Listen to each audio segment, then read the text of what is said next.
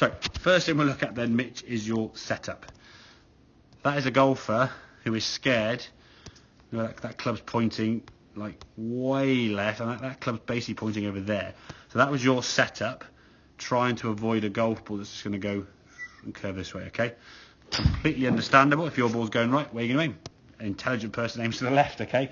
But obviously you're going to lose a lot of power, a lot of distance and control.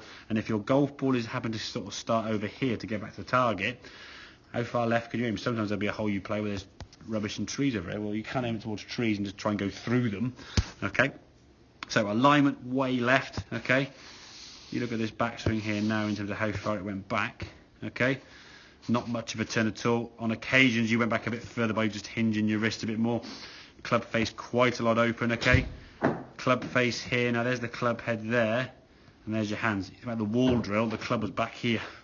And that's a big old change from there to there to try and get that club behind you, okay? Coming the goal, that club's over here somewhere. So just before you make contact with the golf ball, it's outside the edge of the mat nearly, just chopping across the golf ball. Arms are way out away from the body, okay? Think of where you started there. That's the gap you had. Ooh, very good drawing. That's the gap you had there now. And you come back to the golf ball and you're way up there. Chopping across it. Ball starts left. And just the spin now. Back to the target. Right. Let's compare these positions bit by bit. So setup-wise, again, pretty much the same. Alignment that we discussed. Okay, not too far. There we go. Look at that position there. Compare. So that's a full backswing. Your left wrist now. Nice and flat, okay? Nice and flat there with the left arm, the left wrist. Club face now above your shoulder. Right arm in nicely, okay? Now, you can still see this little bit of a movement to try and get the club to sort of that dip in there. So you're right, almost like I'm going to hit it. And at this position here now, what we've got, if I go back a frame there, what we've got here now, different colours, green, okay, is that club kind of going through your neck and head area. In an ideal way, it should be going a bit more through that right arm and shoulder area, okay? That's a little bit steep, which is why it means your path now is slightly to the left. But in terms of coming down here now, you get the sort of club at the same position here. There, next frame. Got that one probably. So there's the club there, and there's your hands. If we zoom in here, there's the club, and there's the hands there, okay? Kind of a lot more into your body. Hands aren't quite as far away.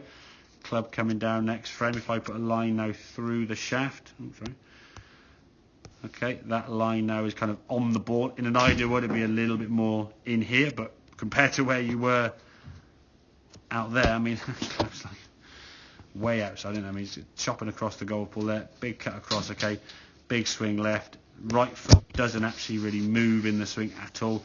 Left heel's lifting off the ground, which is usually a sign your weight is hanging back, just trying to do whatever you possibly can to start it somewhere left, okay?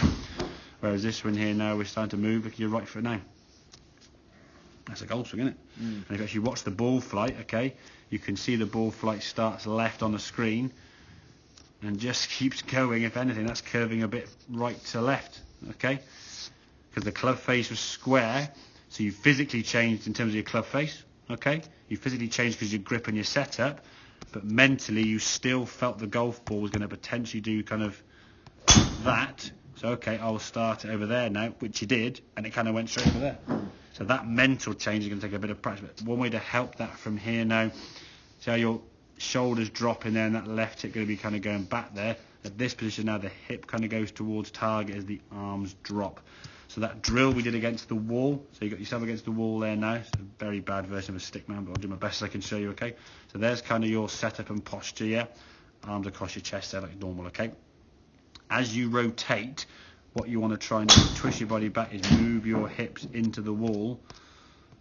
So you kind of end up in that position there as you come into impact, yeah?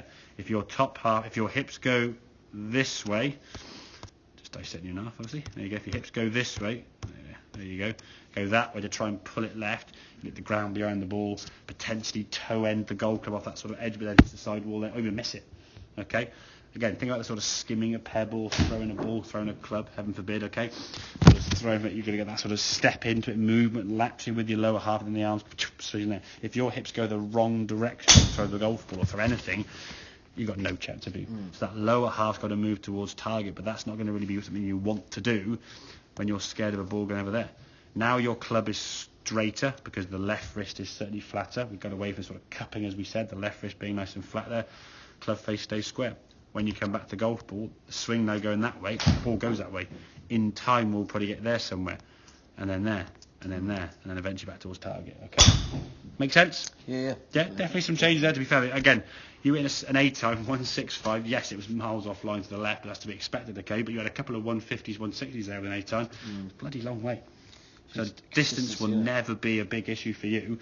You can get to the stage there where you're swinging the club kind of 75, 80%, swing it kind of this way, and in an A time 145, 150, and it's nice and straight. But as you said, consistently. So if your A time goes 150, we'll just say it's an easy number. But you miss it, A time goes 130, 135, 140. At the moment now, you've got one that goes 84, lands at 28 yards, or might go double that and goes way left. So it's a bit of a big dispersion with the golf ball, okay? But swinging the club as you were there, sort of siding across, it's just a glancing blow. How fast that ball goes off the club face will change from time to time. So. Yeah, no. Okay, buddy? Yeah, good stuff. Right, mate. Very good.